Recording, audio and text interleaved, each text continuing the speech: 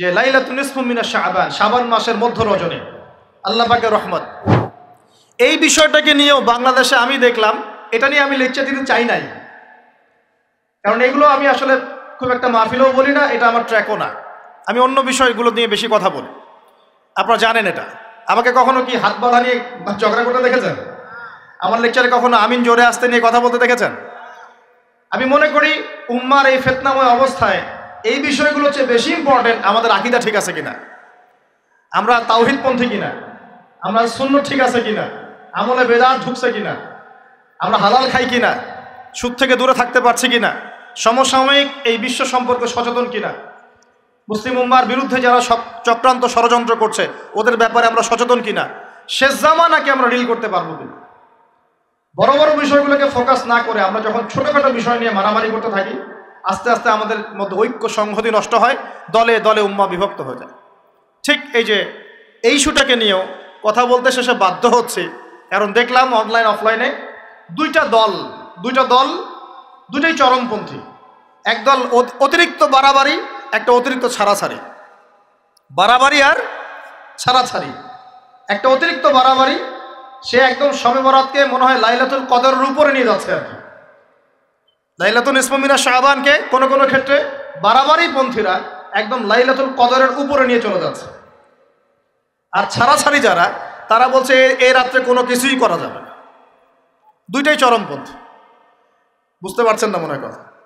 একদল এটাকে নিয়ে এত বেশি বাড়াবাড়ি করছে যে এটাকে একদম লাইলাতুল কদরের উপরে নিয়ে চলে যাচ্ছে, আরেক দল দেখা যাচ্ছে এটাকে এমনভাবে পরিত্যাগ করছে এই যে কিছুই করা যাবে না, একদম কোনো ফজিলতি নাই।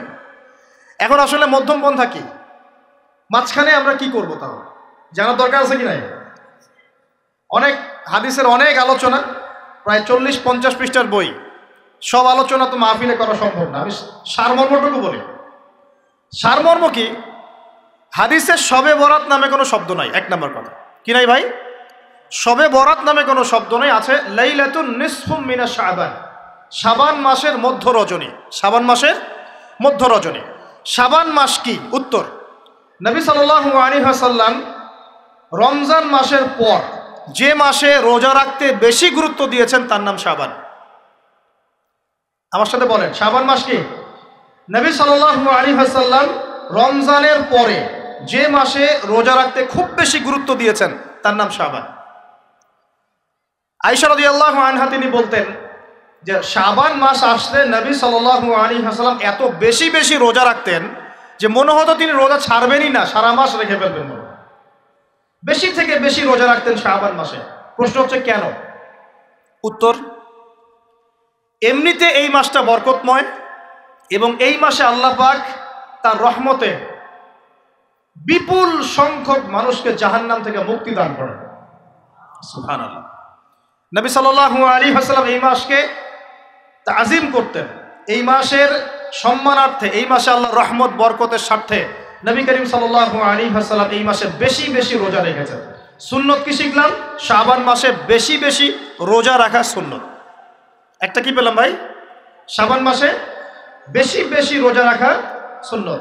আপনি যদি মুকিম হন, শরীর সুস্থ থাকে, মুসাফির না, আপনার সুস্থতা আছে, সব ঠিক আছে, আপনি চেষ্টা করবেন এই মাসে বেশি বেশি রোজা রাখার জন্য। পারা যাবে ইনশাআল্লাহ। এটা নবীর সুন্নত হবে। আরেকটা হাদিস মাথায় নিয়ে নেন, আজকে সারা ওয়াজ ভুলে গেলে এই ওয়াজটা ভুলেন না। কি হাদিস? নবীজি বলছেন, তোমাদের সামনে, হে আমার সাহাবীরা, তোমাদের সামনে এমন একটা যুগ আসছে, ওই যুগে আমার সুন্নতকে ধরে রাখাটা হাতের মধ্যে আগুন ধরে রাখার মতো হবে। আমি অনেকদিন এই লেকচারে এই হাদিসটা বলেছি। তোমাদের সামনে এমন একটা কঠিন যুগ আসছে, জামানা সবরিন, সবরের যুগ, কঠিন যুগ। ওই যুগে ঈমান ধরে রাখা, মানে আমার সুন্নতের উপর থাকা, হাতে আগুন ধরে রাখার মতো হবে। ওই যুগে যদি তোমরা আমার একটা সুন্নতকে জীবিত করতে পারো, সমাজে একটা সুন্নত মরে গেছে, ওটাকে আবার জীবিত করতে পারো, তাহলে 50 জন শহীদ সাহাবীর নেকি পাবে। হাদিসটা বুঝলেন? শুধু নেকি না, আপনি 50 জন শহীদ সাহাবীর নেকি পাবেন যখন চলমান সমাজে একটা সুন্নত মিটে গেছে, নাই, মানুষ আমল করছে না, কিন্তু আপনি সেটাকে জীবিত করলেন। পারা যাবে ইনশাআল্লাহ। একটা দেখাচ্ছি, যেমন সাহাবীদের যুগে মানুষ মসজিদে ঢুকলে কি করতো জানেন? আগে 2 রাকাত নামাজ পড়তো, কি করতো? মসজিদে ঢুকেই, অজু অবস্থায় মসজিদে ঢুকেই তারা বসতেন না। আগে 2 রাকাত নামাজ পড়তেন, দুখুলুল মসজিদ বা তাহিয়াতুল মসজিদ, তারপরে বসতেন।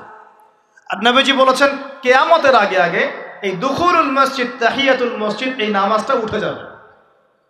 উঠে যাচ্ছে না আস্তে আস্তে। মসজিদে ঢুকলে মানুষ ধাপ করে বসে পড়ে, তাই না? মানুষ ভুলেই গেছে না সুন্নত। এখন আপনি যদি এই সুন্নতটাকে আবার জীবিত করতে পারেন, ইনশাল্লাহ 50 জন শহীদ সাহাবীর নেকি পাবেন। সমাজে এখন দাড়ি শেভ করা ফ্যাশন হয়ে গেছে, বুঝছে না? অনেকে শেভ না করলে চাকরি দেয় না। শেভ না করলে কি হয় না? চাকরি পাওয়া যায় না। স্কুলে তো না, কলেজে গিয়ে পড়তে গেলে ক্লাস করতে দেয় না।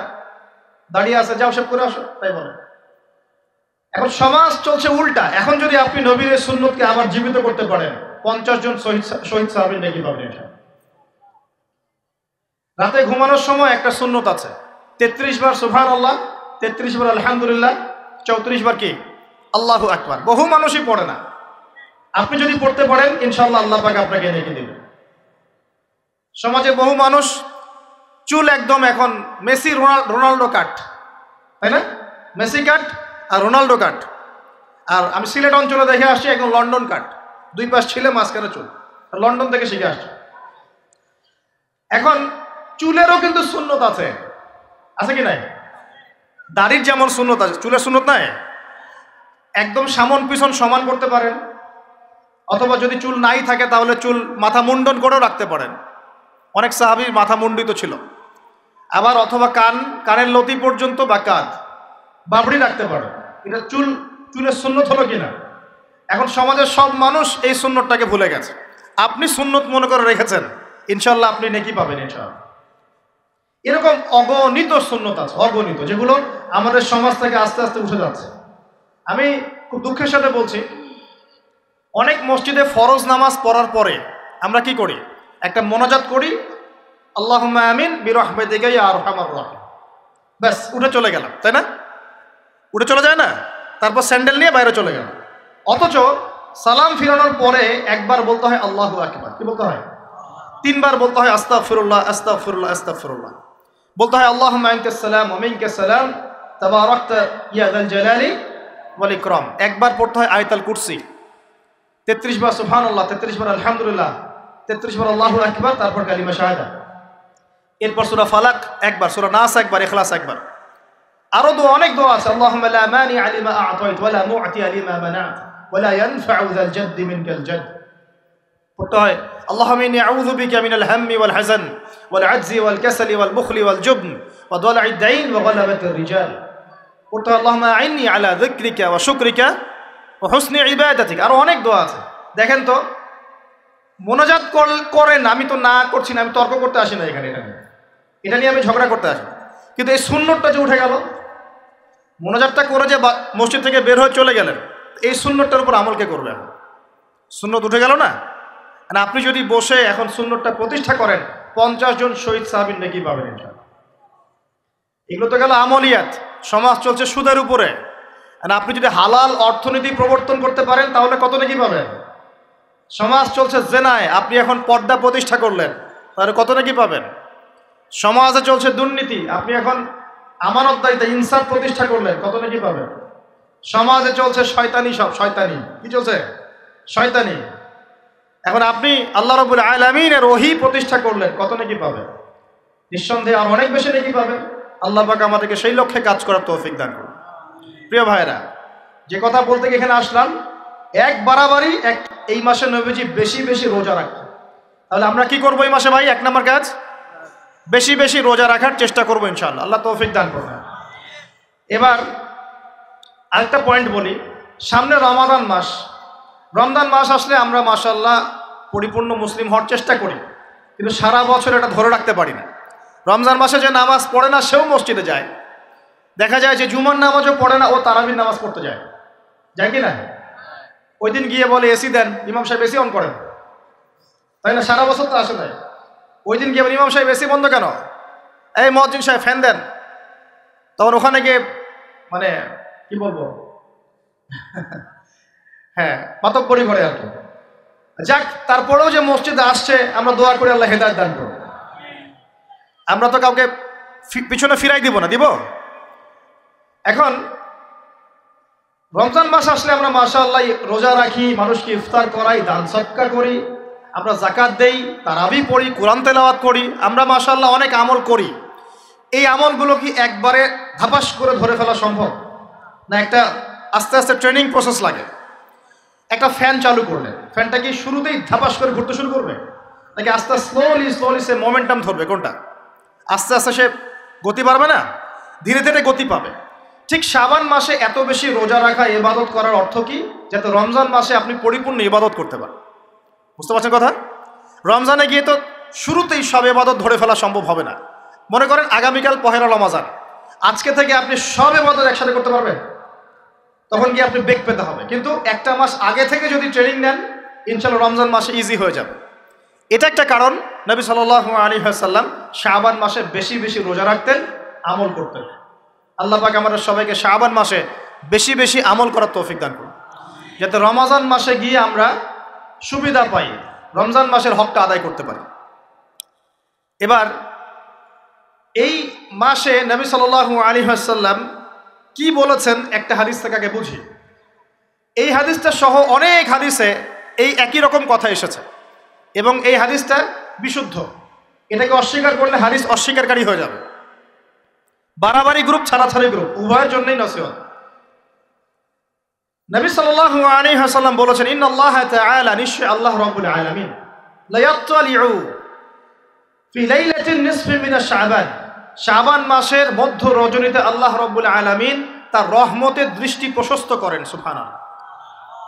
আল্লাহ পাক শবে বরাত মানে আমরা যেটা বুঝি প্রচলিত অর্থে, লাইলাতুন নিসফি মিন শাবান, শাবান মাসের মধ্য রজনী, যে 15 শাবানের এই যে রজনী, এই রাতে আল্লাহ রাব্বুল আলামিন তার সৃষ্টির দিকে তার রহমতের দৃষ্টিটা প্রশস্ত করে দেখেন, প্রশস্ত করেন। এবং ওয়াগফিরু লিজামিই খালকিহি, আল্লাহ পাক তার সমস্ত সৃষ্টিকে মাফ করে দেন। আল্লাহ পাক কি করেন? তার সমস্ত সৃষ্টিকে কি করেন? মাফ করে দেন। কথাটা ভালো করে বোঝেন। আল্লাহ পাক তার সমস্ত সৃষ্টিকে মাফ করে দেন, ইল্লা, তাদেরকে ব্যতীত। এক, ইল্লা লিমুশরিকিন, এক নাম্বার যে ব্যক্তি মুশরিক, যে শিরক করে আল্লাহর সাথে, যে আল্লাহর সাথে শিরক করে। আর দুই, মুশাহিনিন, যে ব্যক্তি অন্তরে মানুষের সাথে বিদ্বেষ পোষণ করে, হিংসা বিদ্বেষ মনে আছে এরকম ব্যক্তি, এবং মনের মধ্যে শিরক আছে, শিরকি আকীদা, মুশরিক, এই দুই শ্রেণীর মানুষ ছাড়া আল্লাহ পাক সমস্ত মানুষকে মাফ করবেন। সুবহানাল্লাহ। তাহলে এই রাতের ফজিলত প্রমাণ হলো কিনা? রাতের ফজিলতটা প্রমাণ হলো কিনা? আচ্ছা, এখন এর ব্যাকআপ আরো অনেকগুলো হাদিস আছে। ওই সবগুলো হাদিসকে একত্রিত করলে এমনই কনক্লুশন আসে। এছাড়াও আরো কিছু দুর্বল হাদিস আছে, এগুলো দুর্বল, সনদগতভাবে অন্যান্যভাবে দুর্বল। ওখানে আরো কিছু পয়েন্ট পাওয়া যায় যে আর কাকে কাকে আল্লাহ পাক মাফ করেন না।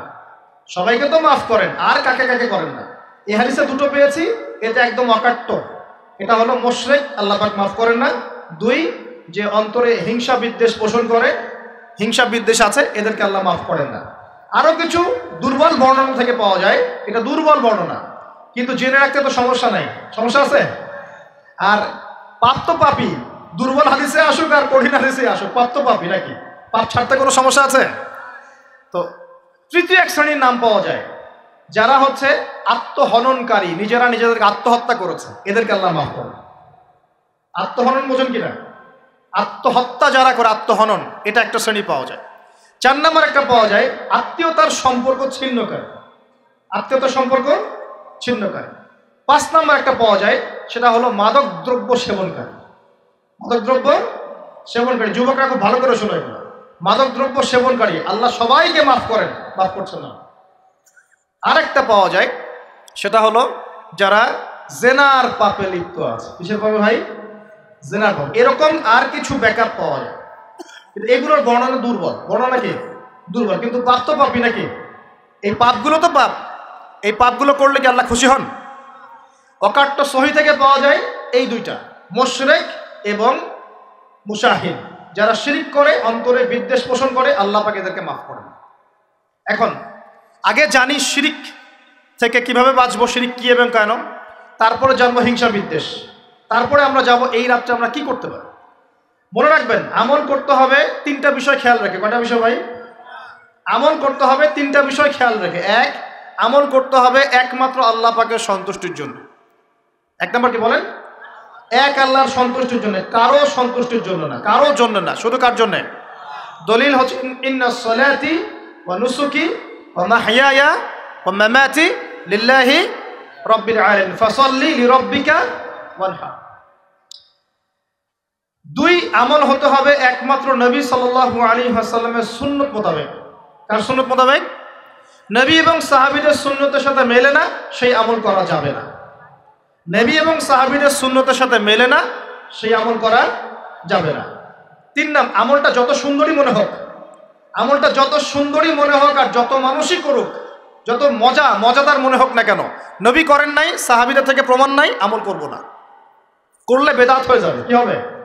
বেদাত হয়ে যাবে। আর তিন নাম্বার হচ্ছে, আমলগুলো করার আগে অবশ্যই আপনার রিজিকটাকে হালাল করতে হবে। কি করতে হবে ভাই? ব্যাস এই তিনটা শর্ত পূরণ করে আমল করলে ইনশাআল্লাহ তাআলা আমরা জান্নাতে যাব। ইনশাআল্লাহ আমরা আশাবাদী আল্লাহ পাক আমাদেরকে জান্নাত দিবেন ইনশাআল্লাহ। আল্লাহ পাক এক রাতে রহম করে সমস্ত মাখলুক সৃষ্টিকে মাফ করে দিচ্ছেন, শুধু শিরক এবং হিংসা বিদ্বেষ পোষণকারীকে মাফ করছেন না। বুঝতে হবে এই পাপ দুটো কত কঠিন।